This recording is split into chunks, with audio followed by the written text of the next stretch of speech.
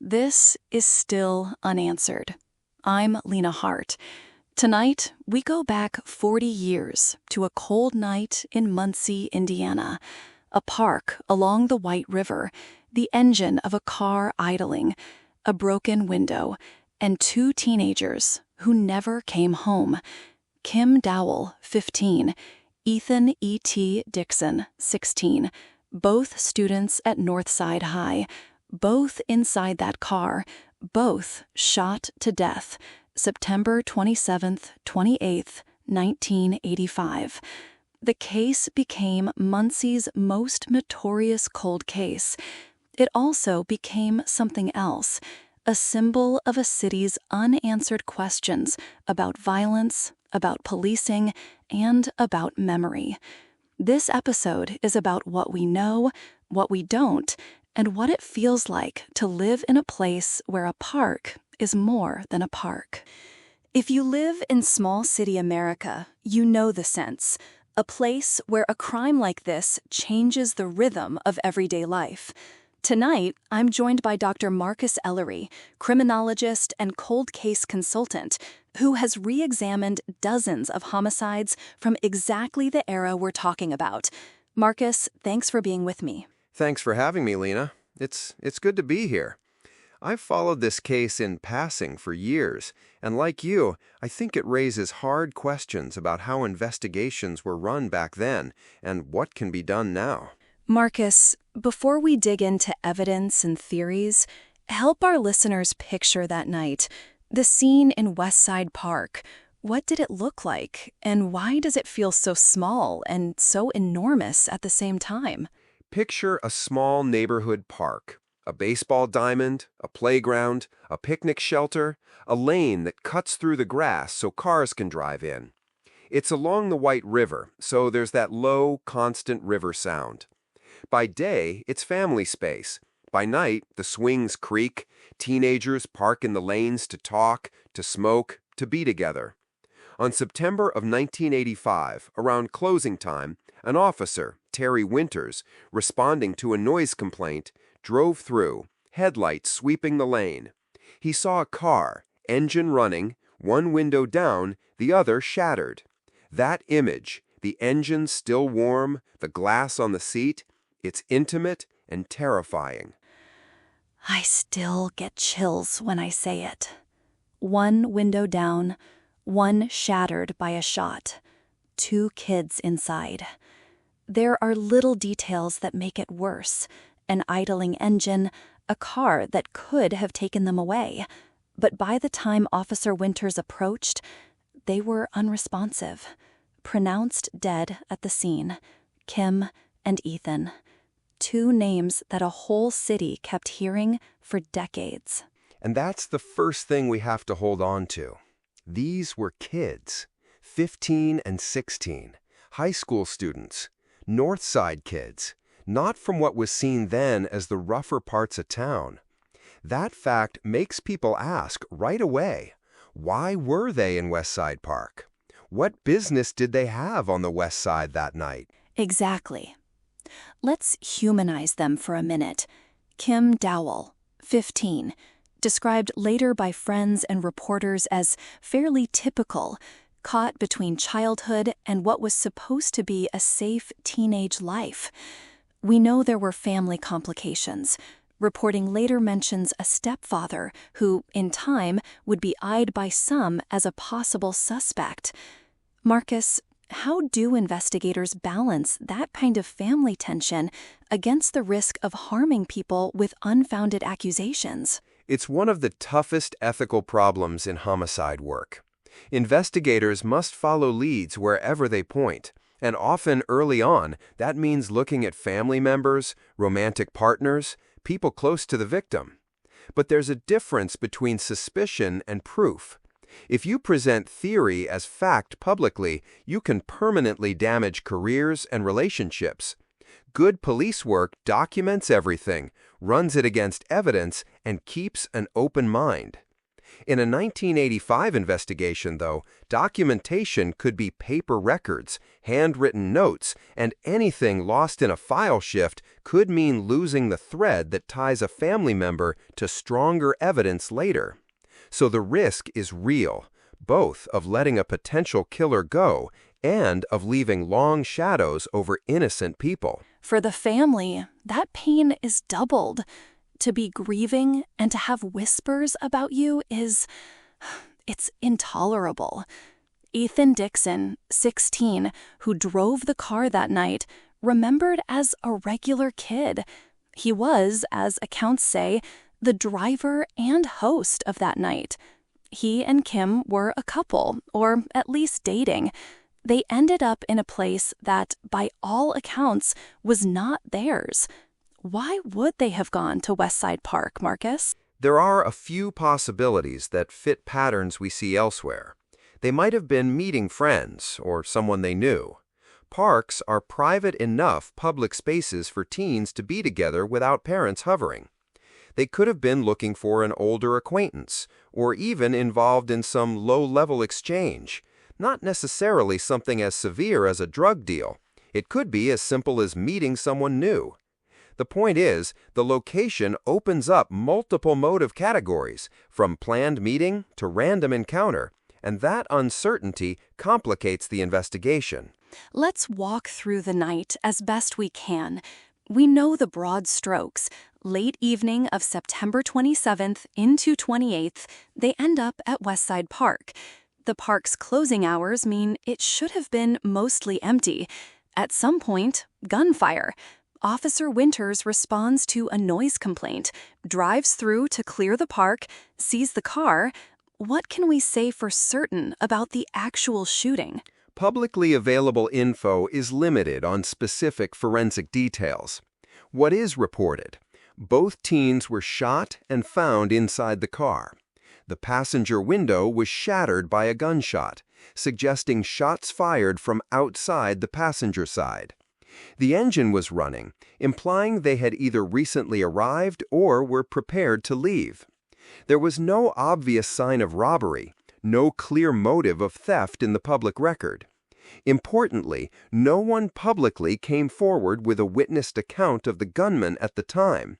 That lack of an eyewitness of the shooting itself has been a major obstacle. You said earlier that this case doesn't fit neat patterns, and the initial police response, there have been criticisms, some quite pointed. The case reportedly had as many as 19 officers at some point working it. At another point, it was just one detective carrying parts of the file. What went wrong, objectively? Where were the missteps? Objectively, a few things often hurt cases from this era. First, scene preservation. In 1985, routine police practices sometimes allowed people to move through scenes before forensic documentation was complete. If evidence was contaminated, footprints, cigarette butts, fibers, that can be irretrievable. Second, witness canvassing. If canvases weren't sufficiently broad or well recorded, people who might later become key witnesses simply fade away. Third, loss of continuity. Detectives retire, files are misfiled, evidence can get lost in storage if not properly cataloged. And fourth, technological limits. DNA testing was in its infancy. What we can do now with minute biological traces simply wasn't available then. People locally have used the case as a sign of larger problems in Muncie, a place some called Little Chicago because of corruption rumors and a sense that serious crimes weren't always pursued. The Ross Community Center article and other retrospectives say the city had dozens of unsolved murders in recent decades. Marcus, do you see the Westside Park murders as an isolated investigative failure, or do they fit into a broader pattern? They absolutely fit into a broader pattern. The Ross piece you mentioned cites roughly 34 unsolved homicides in a recent 8-year span, and cases stretching back decades. That signals systemic problems. underfunded detective units, lack of cold case continuity, political priorities that shift with administrations, and sometimes community distrust in policing. When multiple cases remain unsolved, it can create a feedback loop. People are less likely to cooperate, rumors proliferate, and the investigative ecosystem weakens. And in a place where people whisper that you could kill a man and get away with it, that perception itself becomes corrosive. Let's talk about suspects and theories without naming anyone as the killer. The public record, local reporting, and the book by Keith Roysden and Douglas Walker lay out several categories investigators considered: serial killers passing through, Kimberly's stepfather as a person of interest, a man who allegedly bragged about killing them, possible drug connections, random thrill violence, and personal targeting. Marcus, can we go through those one by one and talk about how plausible each is, based on the evidence we do have? Sure, I'll take them in roughly that order. First, traveling serial killers. In the 1980s, investigators often checked local unsolved homicides against national patterns: MO, victim profile, geography. A highway city like Muncie could see transient predators. In this case, no firm link to a known serial offender has been made public. So while it's prudent to check, it remains speculative. And the stepfather theory. This is sensitive. I want to be careful here. Reporting notes that Kim's stepfather was later eyed by some. You said earlier that family members are often first looked at. What makes a parent or step-parent theory believable to investigators? And what keeps it from being prosecutable?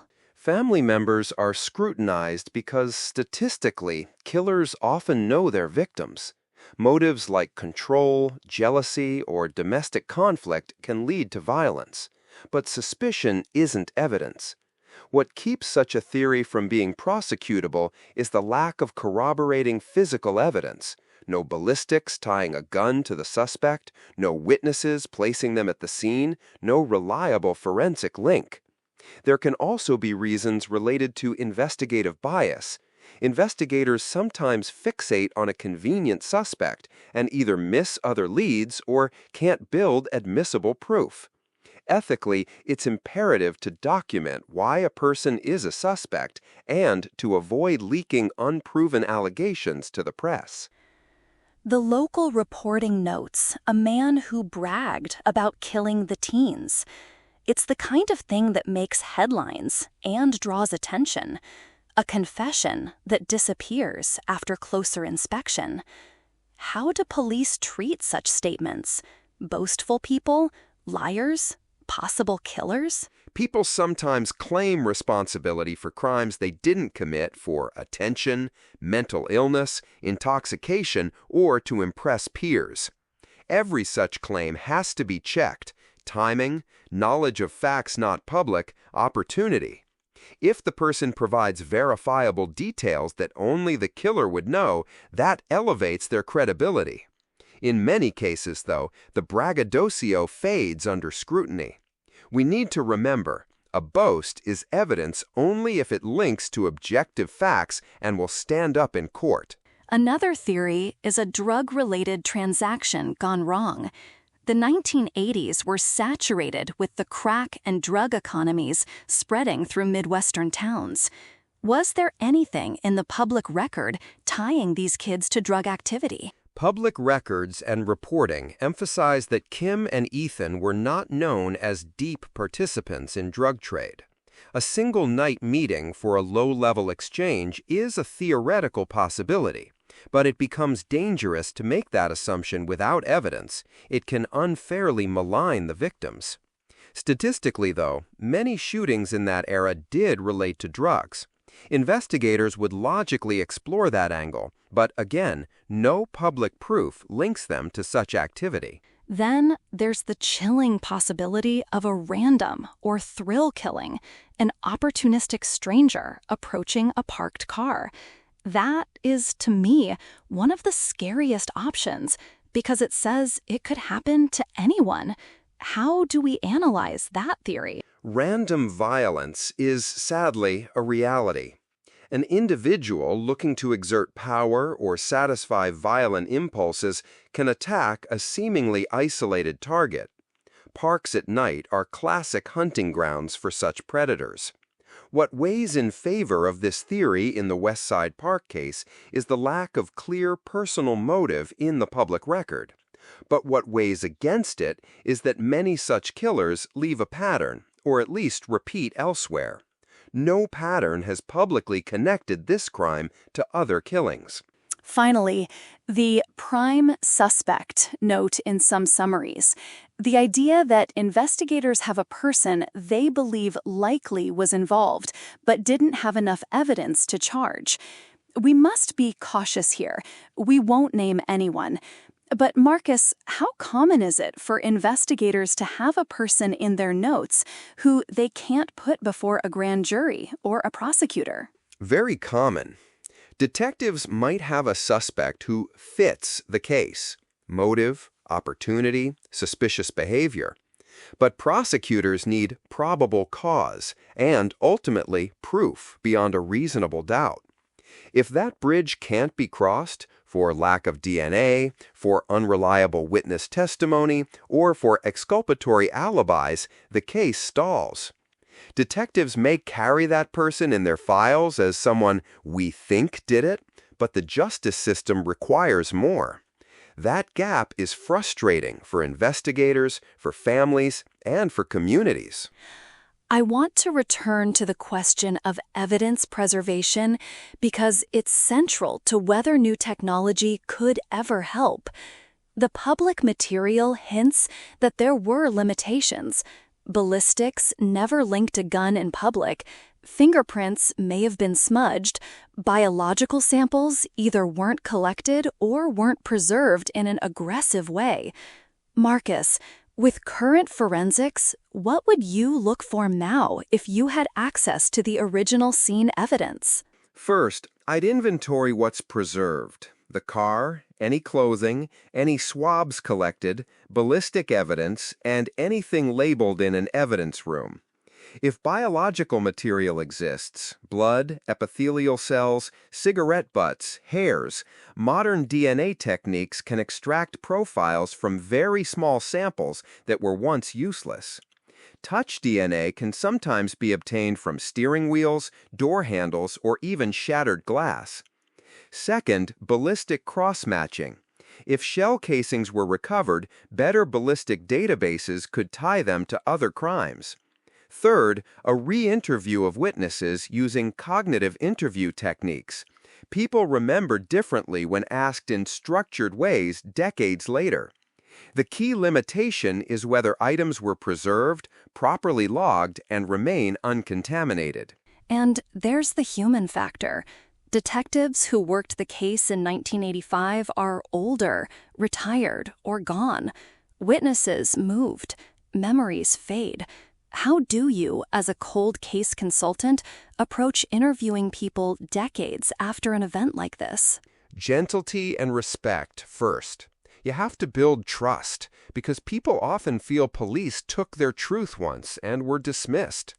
I use open-ended questions, allow silence, and sometimes use timeline reconstruction, anchoring memories to public events that help remind people where they were.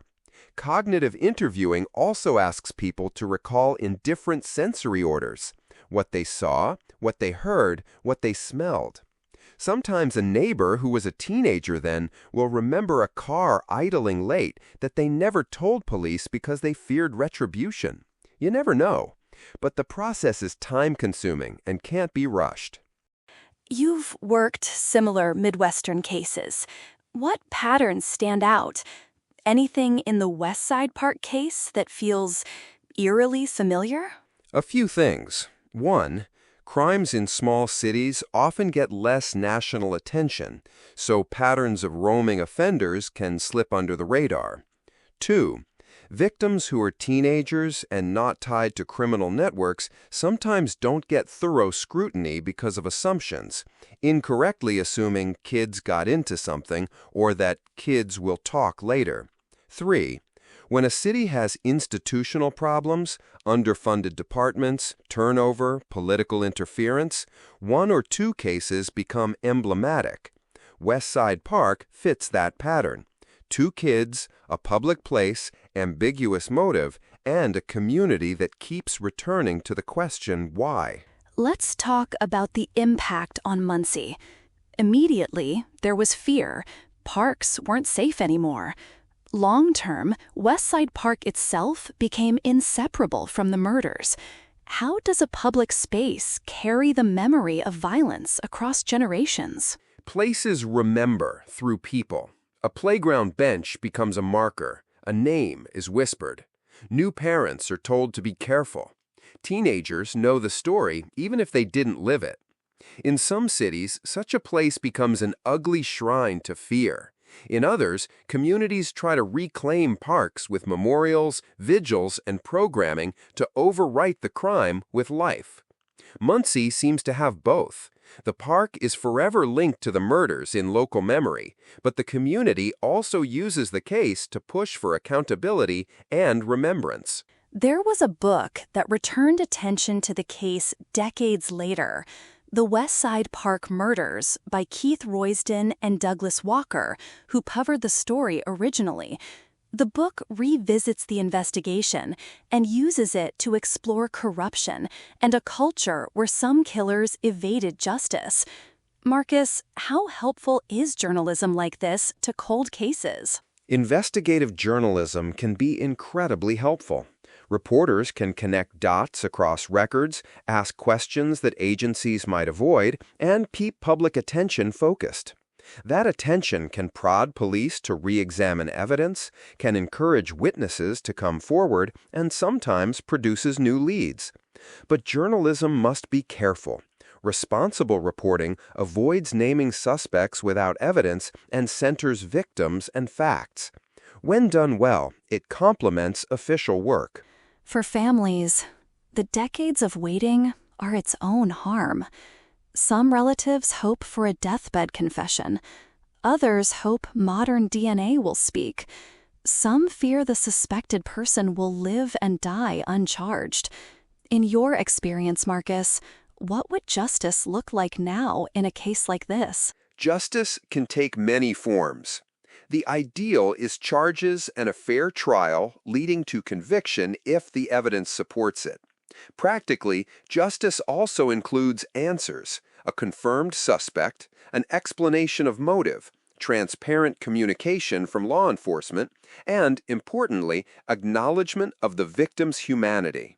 For families, knowing the truth often matters more than punishment.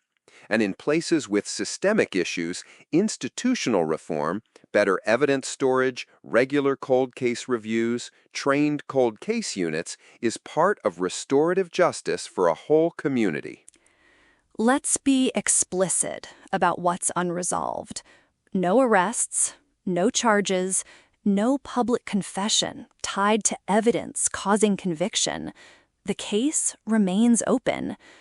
Investigators have re-examined evidence at points, but progress has been periodic. Marcus, if you could lay out a realistic cold case action plan for Muncie today, what would it include? Step 1. An evidence audit. Catalog everything. Photograph and inventory the car, clothing, any swabs, ballistic evidence, case files. Step 2. Prioritize forensic retesting where usable samples exist. Modern DNA, mitochondrial testing for hairs, advanced ballistic comparison. Step 3. A thorough review of all witness statements and re-interviews using cognitive methods. Step 4. Cross-check any ballistic or biological hits against state and national databases. Step 5. Bound by ethics and legal process, present any new leads to a dedicated prosecutor's cold case team. And Step 6, maintain community transparency.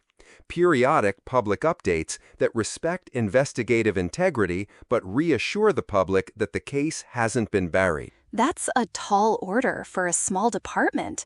Funding and political will are huge barriers. Marcus, we've been careful with speculation, but before we close, I want to ask you, given what we now know about the case, about evidence limits, and about the context of Muncie in the 1980s and since, what feels most plausible to you? If you had to place a bet, what theory would you put money on, knowing this is educated speculation? If I had to pick, I would lean towards someone known to the victims or someone local who had the opportunity, a person who believed they could approach that parked car without immediate disturbance. The reason? The victims were teenagers in a park where acquaintances commonly met. Random interstate predators often leave patterns that would link to other crimes, which we don't have publicly. That said, and this is critical, that's a probabilistic leaning, not a claim. Without forensic linkages, we cannot say anything more. The major takeaway? Most murders of teenagers in small towns are committed by someone in their social orbit or a local acquaintance, because it's about opportunity and access. Which, in its own way, is even more painful. If it's someone the community knows, that person can walk among neighbors for decades. As we wrap up, Marcus, what would you say to listeners who might know something, a detail they think is too small, or a memory they've suppressed? We get tips on this show sometimes. What should people do? If you have any memory, it's important to pass it on. Call the Muncie Police Department tip line or the Detective Bureau and ask for the Westside Park cold case investigator. If you prefer anonymity, contact Crime Stoppers. Even something small, a license plate, a description of a man seen loitering, a shirt color, a conversation overheard, can be invaluable when combined with other pieces. And if you've been protecting someone out of fear or loyalty, understand that withholding information can be the last thing those parents ever wanted. Let it go. Talk to someone. Provide what you know.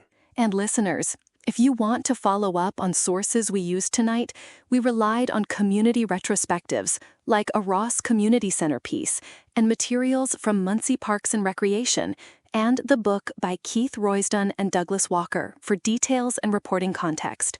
We'll include links in the episode notes. Marcus, thank you for walking through the difficult parts with me. Thank you, Lena. It's been meaningful to think with you about the families in the city. Cases like this stay with a community, and it's important we keep asking the hard questions. Before we close, I want to say directly to Kim and Ethan, to anyone who loved them, you matter. 2 teenagers full of future were taken in a place that should have been safe. That loss is part of Muncie's story now, and it deserves better than fading into a file drawer. Absolutely. Remembering them, telling their story accurately, and seeking truth are acts of justice in themselves. A few final practical notes. Cold case work is slow. It requires money, will, and often a new set of eyes. If there's one thing this case teaches us, it's that time can erode evidence, but not memory. The community remembers. Witnesses remember. The park remembers. We do not let Kim and Ethan be only a footnote. If you have information, please contact Muncie Police Cold Case Unit. And if you're a listener involved in law enforcement in another city, review your evidence storage policies. Think about continuity when detectives change jobs. Sometimes the path to a breakthrough is administrative. Better cataloging, better chain of custody. Those basics matter. Next week on Still Unanswered, we'll look at a case from upstate Ohio where a long-buried DNA sample finally gave a family an answer. For Kim and Ethan, for all the families waiting, we hope that answer comes sooner than later. I'm Lena Hart. Thanks for listening. Good night.